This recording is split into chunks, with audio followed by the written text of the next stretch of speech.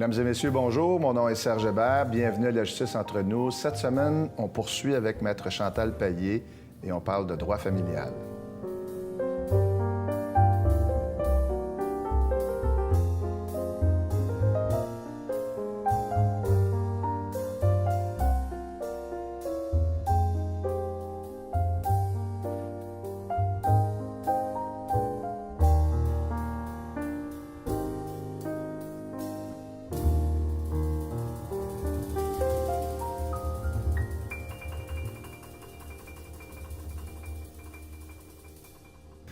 Maître Payet, bonjour, bienvenue à nouveau. Bonjour. Maître Payet, on poursuit cette semaine avec le droit familial. Je vous ai laissé pas mal de marge parce que moi, je suis censé être votre client. Et comme je suis bien stressé par ma séparation, je ne sais pas trop où regarder puis quoi faire.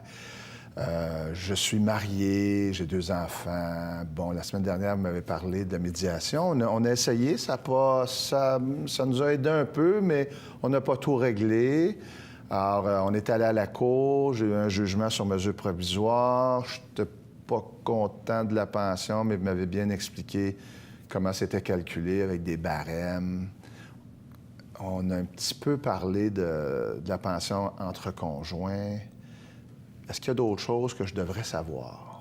Là, je vous lance ça ad lib.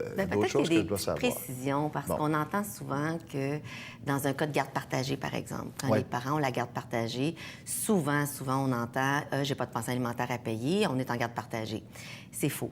Donc, les barèmes de pension alimentaire, on a dit la semaine dernière qu'ils étaient fixés sur les revenus, mais ils sont aussi fixés sur le temps de garde qu'un parent a en fonction avec ses enfants.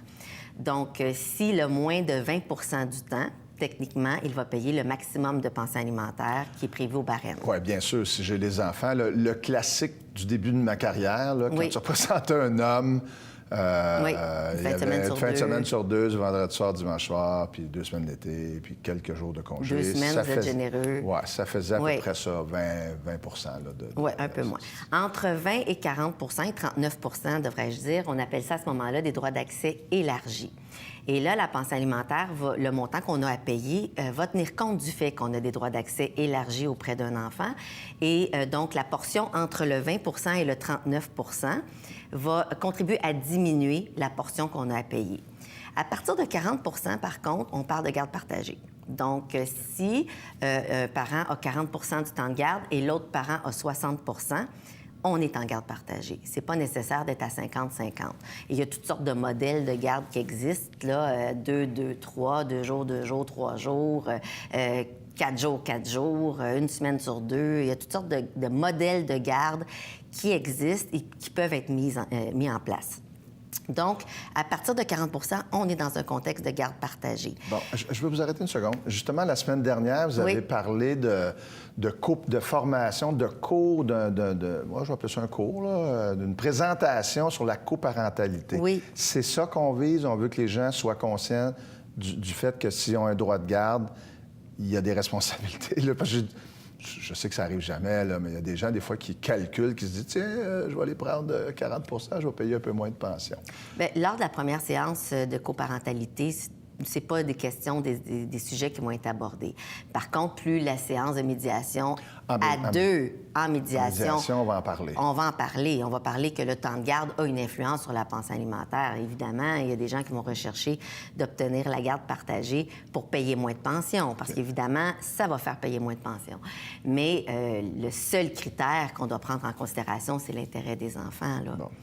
Alors, les ratoureux, ratoureuses, si vous faites ça, bien, vous faites ça au détriment de vos enfants. Ça vous regarde. Ça sera, quand vous irez à la confesse, vous en parlerez. Mais une chose est certaine, c'est que même si on a le même... C'est seulement dans les cas où on a le même salaire, tous les deux, les parents, que dans ce cas-là, il n'y aura pas de pension alimentaire. C'est important de le mentionner. Oui. Ce qui fait que si c'était mon cas, je dirais, bon, ben Chantal, toi, tu vas t'occuper. On prévoirait ensemble qui va payer quoi, parce qu'on a le même salaire, puis ça sert à rien que je donne une pension, mais j'imagine qu'il va falloir déterminer. Toi, tu payes les équipements de ski, moi, je paye les maillots de bain l'été. Non, c'est pas du C'est pas tout à fait comme ça. C'est-à-dire que la pensée alimentaire couvre 9 besoins essentiels. Mais dans un cas de garde partagée, Ouais. par exemple, on va s'attendre à ce que les parents vont partager les livres scolaires, les manuels et fournitures scolaires et les vêtements des enfants. Il y a certains parents qui n'ont pas suffisamment d'argent pour avoir chacun dans leur domicile respectif une garde-robe complète pour leur enfant, ce qui fait que l'enfant doit se promener avec ses valises, mais à ce moment-là, les vêtements vont être partagés 50-50. Les vêtements uniques, par contre, si on a chacun notre garde-robe, on ne va pas acheter 2 manteaux d'hiver ou 2 paires de bottes ou 2 paires d'espadrilles. Dans ce cas-là, on va payer 50-50. Okay. Mais il y a d'autres frais. Je suis en train de me dire, sait-on jamais? Il y a d'autres frais qui sont les frais particuliers qu'on appelle. Ce sont des frais qui s'appliquent à la situation particulière d'un enfant. Par exemple, si c'est un enfant qui a toujours fait du ski élite depuis qu'il est tout petit, on va l'encourager à continuer à faire du ski élite. Mais à ce moment-là, ces frais-là sont payables au prorata des revenus. Parce que ce qu'on se dit, c'est que l'enfant soit en garde partagée ou qu'il habite exclusivement chez un parent ou chez l'autre, il va quand même continuer à faire ce ski, puis ça va quand même engendrer des coûts. Donc, ces frais-là sont payables au prorata des revenus. On pense au collège privé, on va penser aux frais d'orthodontie, lunettes. Donc, vraiment, il y a beaucoup de frais qui sont des frais qui sont particuliers, comme je le répète, à l'enfant. Je comprends que dans un processus de discussion, de négociation, on va aborder ce sujet-là, puis on va le régler.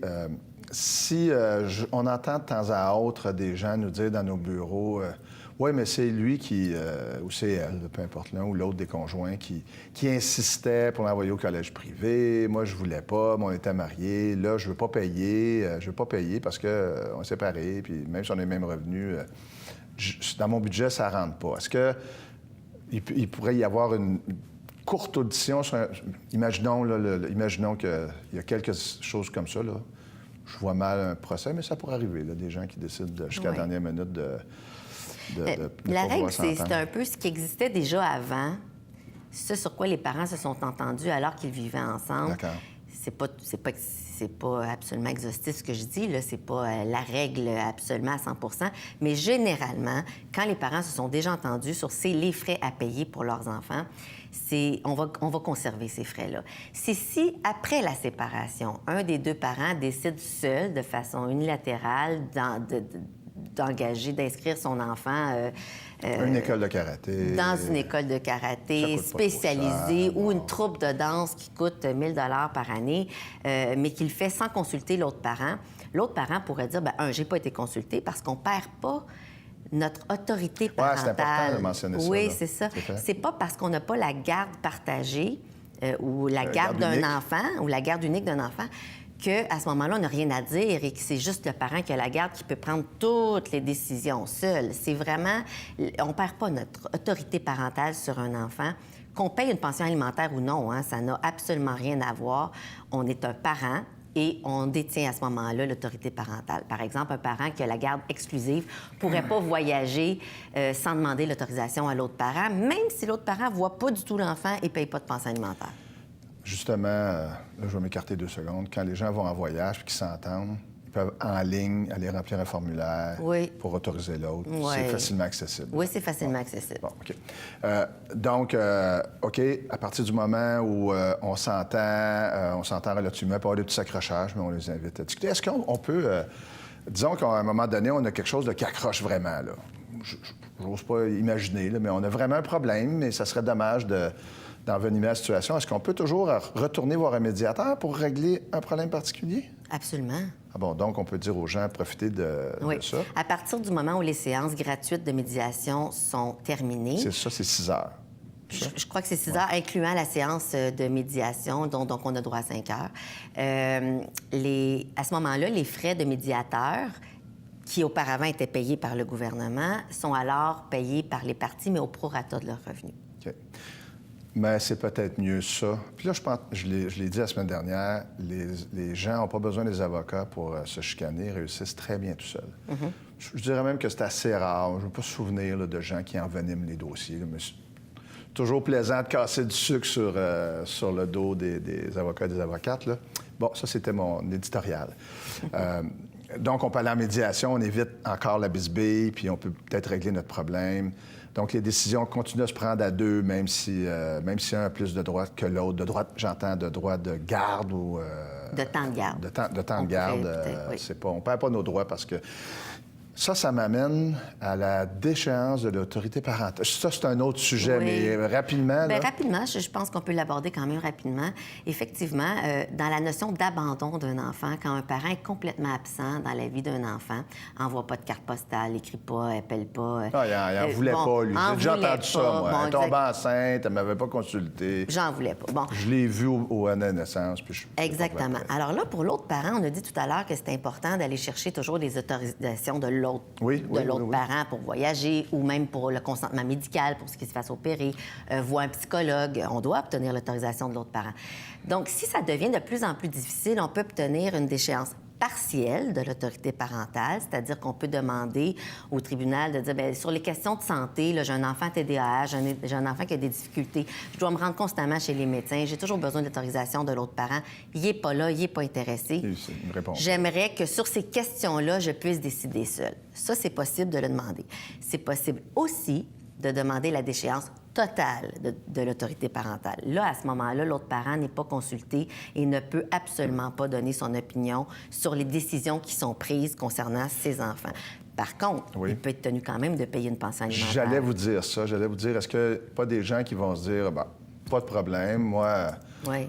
Je veux pas le voir, la voir. J'entends souvent, moi, je résigne mes droits parentaux. On résigne pas nos droits parentaux. La responsabilité qu'on a, on doit l'assumer. Oui. Si c'est pas moralement ou familialement, c'est économiquement. C'est l'enfant qu'on va priver d'avoir si on obtient une déchéance d'autorité parentale, c'est l'enfant qui n'aura jamais besoin de payer de pension alimentaire pour son parent.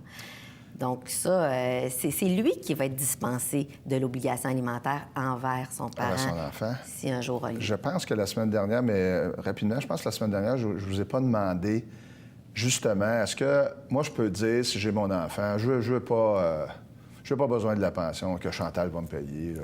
Je veux m'arranger avec mon enfant. Il va voir sa mère, mais bon. Est-ce que je peux faire ça ou quand je vais arriver devant un juge, il va me faire dire... Bon, on l'a abordé un petit peu la semaine dernière, mais effectivement, c'est d'ordre public, la pension alimentaire. Donc, on ne peut pas, en tant que parent, refuser de recevoir une pension alimentaire parce que c'est l'enfant qu'on prive. D'accord. Donc, on peut refuser pour nous-mêmes en disant, moi, je suis autonome, je travaille, j'ai pas besoin de pension alimentaire. Mais pour notre enfant, on ne peut pas refuser une pension alimentaire. On peut s'entendre parfois pour la réduire pour certaines raisons dont on a discuté la semaine dernière. Comment ça fonctionne pour le paiement si je suis condamné... Non, j'aime pas le mot. C'est pas condamné. On a fixé une pension alimentaire. On a fixé une pension alimentaire. Il y en a pour certains qui peuvent dire « J'ai été condamné à payer une pension. » Bon, avant, on disait ça, je pense, d'un jugement. Fixe la pension, ordonne à la partie de payer tel montant. Bon, si je la paye pas, la pension alimentaire... Bien, c'est-à-dire qu'il y a un processus, il y a la loi qui facilite le paiement des pensions alimentaires qui est en vie... C'est le gouvernement, dans le fond, la direction des pensions alimentaires qui va s'occuper de percevoir la pension alimentaire à la source en communiquant avec votre employeur. Ça, c'est pour les travailleurs salariés. Et si je ne la paie pas, il y a une époque où il y avait le percepteur des pensions alimentaires dans chaque palais de justice. Puis c'était assez difficile. Il fallait courir après les gens. Je comprends que le gouvernement a établi à un moment donné un processus en disant non, là, c'est assez. Là, tout le monde dépense d'argent pour courir après l'autre, puis les enfants puis les parents qui ont la garde n'ont pas d'argent. Oui. Donc là, c'est géré par un organisme gouvernemental, le ministère du Revenu, je pense, ou un organisme... Oui, la direction des pensions alimentaires qui va gérer de percevoir les sommes d'argent. Si je peux... Est-ce que je peux dire, je m'entends bien avec ma conjointe, on a les salaires équivalents, mais je lui verse un montant. Est-ce que je peux m'entendre puis dire, bien, ça ne sera pas nécessaire, on s'entend bien, je vais verser directement la pension à ma conjointe? Oui, il y a un article de loi, dans la loi facilitant le paiement des pensions alimentaires, comme je disais, qui permet aux payeurs de pensions alimentaires d'être dispensés de la perception automatique sur son chèque de paye. À ce moment-là, il peut en être dispensé et payer directement à son ex-conjointe ou l'inverse, là, la pension alimentaire pour les enfants. Par contre, advenant défaut de sa part de payer, il faut remplir un petit formulaire, là, c'est assez simple. On remplit un formulaire, on l'amène au greffe, on l'apporte au greffe du palais de justice. Et à ce moment-là, on met en branle le processus de perception automatique. Et il a perdu sa chance, ce payeur-là D'accord. de se prévaloir de cette exemption qui est prévue dans la loi. À partir du moment où on fait défaut une fois, ensuite, on doit être perçu automatiquement. Et je ne dirais pas à la blague, mais personne n'aime avoir le ministère du Revenu sur le dos, comme on dit en bon québécois. C'est le même principe, là. C'est géré par... en fait, ce que je suis en train de dire, c'est l'organisme de perception de pension alimentaire, avec raison, je pense, font preuve d'une certaine sévérité. Oui, bien, en fait, ils interviennent. Parce que l'employeur, si l'employeur refuse de percevoir l'argent à la source, il peut être tenu, lui, personnellement responsable du paiement de la pension alimentaire. C'est pour ça que je mentionne ça. Là. Il y a des dents. Là, oui, ils ont des griffes. Et ça évite parce que ce qui était difficile auparavant, c'est que la créancière, la personne qui reçoit la pension alimentaire, devait toujours un peu supplier. Là, quand tu vas me payer la pension alimentaire, s'il te plaît, vas-tu me la verser? T'es en retard.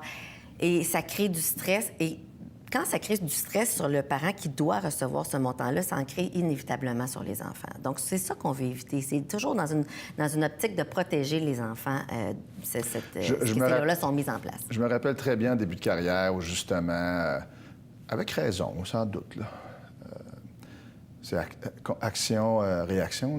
Le parent prend du retard à payer. La mère, avec raison, a des problèmes financiers, est fâchée. Elle dit à l'enfant, si je peux pas t'acheter des livres neufs cette année, c'est parce que ton père ne paye pas la pension. Puis là, ça dégénérait. Là, maintenant, C'est sûr que ça doit placer les enfants dans des conflits de loyauté envers leurs parents. C'est ça qu'on veut éviter. Donc, le gouvernement verse à ce moment-là, la direction des pensions alimentaires va verser aux parents 2 fois par mois, le 1er et le 16 de chaque mois, un montant de pension alimentaire, peu importe, eux, de quelle façon ils perçoivent la pension alimentaire. Parce que auprès des travailleurs autonomes, évidemment, ils ne seront pas perçus à la source. Le travailleur autonome va envoyer sporadiquement des sommes d'argent à la direction des pensions alimentaires, puis eux vont s'occuper de la distribuer 2 fois par mois. Et donc, j'ai compris que je peux être exempté du paiement... non, c'est pas dire. Non, de la c'est perception le contraire. automatique. C'est-à-dire la perception automatique Oui. en disant je veux payer directement. Ça doit apparaître, j'imagine, dans l'entente ou puisqu'il faut s'entendre. Pas le juge qui va l'ordonner, il va plutôt ordonner aux gens de se conformer à l'entente. Si on ne passe pas devant les tribunaux, vous pouvez toujours vous entendre de ce que vous voulez avec l'ex-conjoint. Il n'y aura pas de question d'ordre public. On va verser les montants d'argent qu'on voudra bien verser à notre ex-conjointe. Mais à partir du moment où le processus judiciaire est engagé, là, on parle d'un autre... on ne pourra pas, à ce moment-là, convenir d'une pension alimentaire à 50 si le montant qu'on doit verser, c'est 500 par mois, parce que c'est d'ordre public, comme j'expliquais. Puis on pourra s'exenter seulement si on le prévoit dans l'entente, puis on mentionne l'article 3, comme je parlais tout à l'heure. Autrement, dans la vie quotidienne, il y a plein de gens qui s'entendent et qui n'ont pas besoin d'avoir des jugements pour régler leur parentalité et leurs interventions auprès des enfants. À ce moment-là, tout est possible. Donc, les gens pourraient consulter. Mais en fait, on sait que ça arrive effectivement de temps à autre. Les gens peuvent consulter, établir ensemble un montant qui leur convient, ne pas obtenir de jugement, fonctionner comme ça pendant peut-être tout le temps, jusqu'à temps que l'enfant... Là, je vais vous parler de majorité, jusqu'à temps que je ne doive plus ou elle ne doive plus me verser de pension alimentaire. Oui. Puis, il n'y a pas de problème. Mais si un jour, il y a un problème, je prends des procédures. Exactement. Tout simplement. Je pourrais dire à ce moment-là, ça fait 5 ans qu'on fonctionne à l'amiable, mais là, il s'est passé tel événement, puis je vais avoir telle chose. Justement, à partir de quel âge est-ce que je ne suis plus ou elle n'est plus responsable du paiement d'une pension alimentaire? Ça aussi, souvent, on entend mon enfant a 18 ans, je devrais plus payer de pension alimentaire, ou bien mon enfant a 18 ans, je dois faire annuler la pension alimentaire. C'est vraiment le temps des études. La règle, c'est tant qu'un enfant étudie, généralement jusqu'à un premier bac universitaire. Il doit démontrer évidemment du sérieux dans ses études, mais le parent doit continuer à payer une pension alimentaire. La différence, c'est qu'on va demander à un enfant de plus de 18 ans, de contribuer quand même quelque peu à son entretien en travaillant, par exemple, des travaux, travail d'été ou bon. Et ça va permettre de prendre une partie de son salaire pour diminuer la charge parentale au niveau financier. Mais à partir de 18 ans, donc, on va demander à un enfant quand même de participer à son entretien. On parle de diplôme de premier cycle, là. Universitaire. Universitaire. Oui. Si, par exemple, l'enfant est dans, je pense, je suis pas certain, mais je pense qu'en psychologie, ça prend une maîtrise. Oui, c'est ça. Donc, Oui. l'enfant, le parent qui s'occupe va dire, ben c'est parce que Oui. ça termine avec un bac ou il termine avec un bac. Moi, il j'ai va pas nulle défendu part. une pensée alimentaire jusqu'à un doctorat, moi, parce que c'était nécessaire pour l'emploi qui était convoité. Et il y avait suffisamment de sérieux dans les études. J'ai obtenu une pensée alimentaire jusqu'à la fin du doctorat, là. Puis ça, c'est important de le mentionner. C'est pas la Dolce Vita en appartement. Non. Je travaille pas l'été, mes notes sont so-so. Ça peut être un facteur qui pourrait Par contre, inciter le tribunal à dire... Oui, mais les tribunaux sont quand même sensibles au fait que les enfants n'ont pas un parcours linéaire aussi franc et défini Programmé. qu'on avait il y a 20 ans. Ah oui? Bon. Ben, donc, ils sont d'accord pour dire que, bon, c'est possible qu'aujourd'hui, les enfants d'aujourd'hui peuvent changer d'idée parfois, décider de commencer un programme, c'est moins intéressant pour eux, vouloir changer. On va laisser quand même une certaine latitude aux enfants, en autant qu'ils démontrent un réel sérieux dans leurs études. Donc, l'étudiant qui est en échec par-dessus échec, éventuellement, on va cesser là, la pensée alimentaire pour cet enfant. Donc, un enfant qui débute, je dis n'importe quoi, là, en histoire, fait un an, dit « Ah, finalement, non, j'aime pas ça, je veux plutôt m'orienter dans ça ». Est-ce qu'on compte en termes d'années universitaires ou on va dire non, là, il veut s'en aller en droit. Jusqu'à ce qu'il complète son projet d'études. Soit au barreau ou diplôme de deuxième cycle à l'université puis le notariat. Donc, on va jusqu'à ce qu'il complète son projet d'études, OK. Tant qu'il est sérieux et qu'il arrive à contribuer lui-même quand même jusqu'à jusqu'à un certain pourcentage à ses besoins. Et les résultats scolaires doivent être là également. Il faut qu'il fasse un effort. Bon, on parle de ne pas être en situation d'échec, là. Okay. Je pense que c'est important. On ne va pas demander d'avoir des 90 absolument, en autant ou des A+. Ce qu'on va demander à un enfant, c'est de faire l'effort nécessaire pour réussir ses études. Est-ce qu'on va demander... Moi, j'ai déjà vu, là, pour la garde, justement, là, comment on va fonctionner, parce que j'ai déjà vu ou entendu là, des clients dire à la cour, écoutez, moi, je veux bien que mon enfant... Je souhaiterais que mon enfant habite chez moi, mais il y a certaines règles de base que mon enfant refuse de suivre, genre arriver dans la nuit avec des amis, là, j'exagère, là, mais il y a des règles de base là, qu'on doit avoir quand on vit en groupe. Est-ce que c'est des facteurs qui sont toujours pris en considération? Là, Un enfant ne cesse pas d'être à la charge de ses parents parce qu'il n'habite plus avec ses parents. Il peut quand même être encore à sa charge, qu'il soit en résidence ou qu'il soit en appartement avec des amis. La question qu'on va se poser, c'est combien... Parce que c'est les deux parents qui ont une obligation alimentaire envers l'enfant. Donc, si l'enfant majeur n'habite plus avec ses deux parents, les deux parents vont être appelés à contribuer à ses besoins. Quand l'enfant habite avec un des deux parents, il est aussi tenu de contribuer, mais comme il l'héberge et qu'il le nourrit probablement et qu'il contribue à lui acheter ses produits de toilette ou tout ça, on va considérer qu'il contribue jusqu'à un certain montant quand même aux besoins de l'enfant majeur. Est-ce que... Bon, vous avez dit tantôt un ou une doctorante ou un doctorant, là, ça doit être assez rare. Oui, quand même. Est-ce que je m'excuse, là, je cherche mon mot. C'est...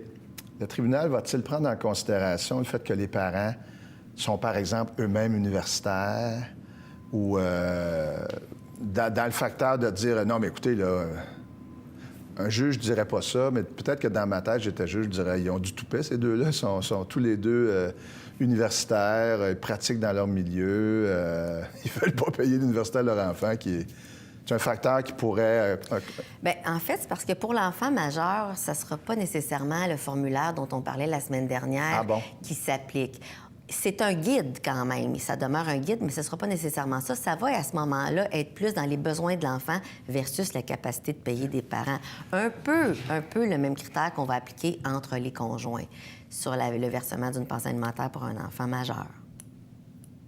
Si mon enfant est majeur, là j'extrapole.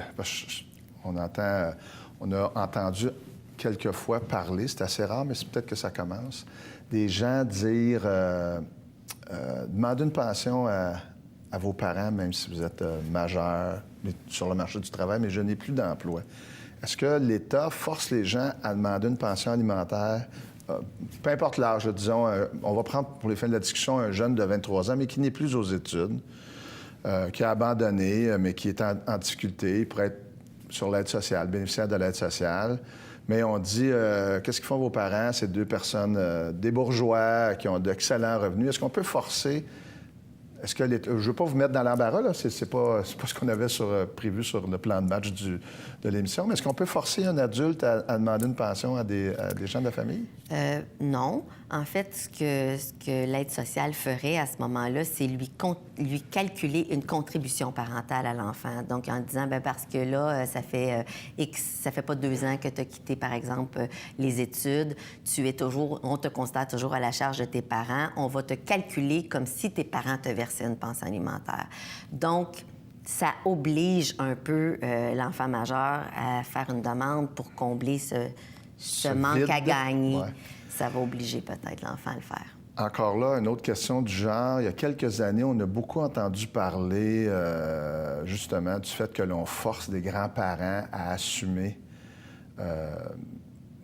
des montants d'argent pour un enfant. Non, je vous surprends. Hein? En fait, non, les grands-parents n'ont aucune obligation alimentaire envers leurs petits-enfants. Absolument aucune obligation alimentaire.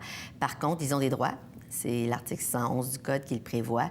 Les grands-parents ont des droits auprès de leurs petits-enfants. Bon. Ils ont le droit d'avoir accès.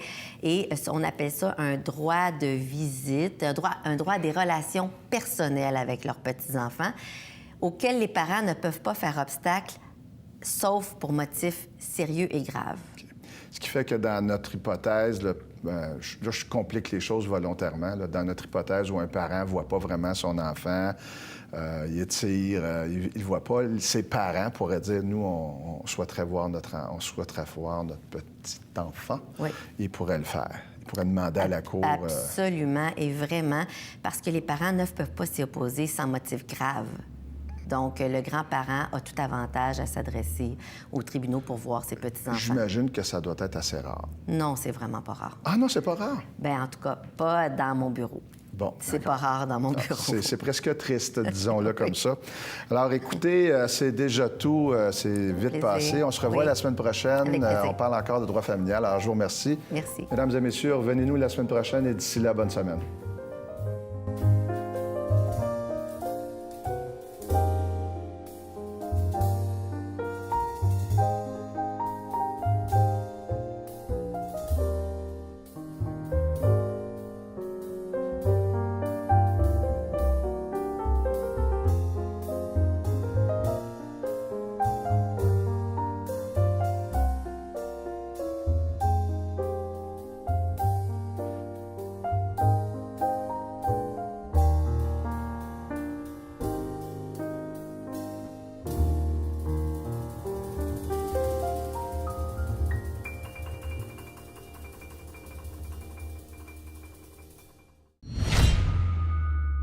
Télévision du Haut-Richelieu.